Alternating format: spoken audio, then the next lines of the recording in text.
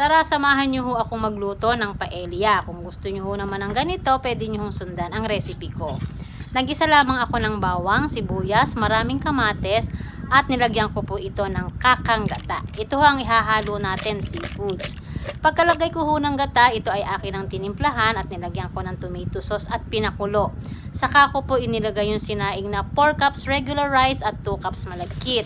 And then, sa kabilang kawali naman ay pinrito ko muna yung mga gulay na gagamitin bago ko po ito isinama sa kanin na atin nang hinalo doon sa sauce. Ito po namang kanin na ito ay luto na, kaya madali na't yung lutuin. Pero kailangan lamang po dito ay medyo matyaga-tyagang paghihintay kasi ito po ay lulutuin natin sa mahinang apoy para lumabas ho yung linamnam ng ating mga sangkap.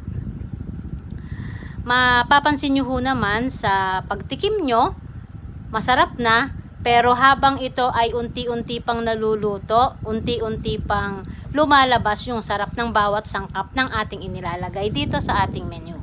So, ang importante din ho at isang advice ko sa mga naglulutong katulad ko, gandahan nyo ho ang presentasyon or yung toppings ng ating mga niluluto para pagbukas ng customer, mapapawaw na agad sila. Pero syempre, ang pinaka-importante ay ang lasa. Oh, tikme.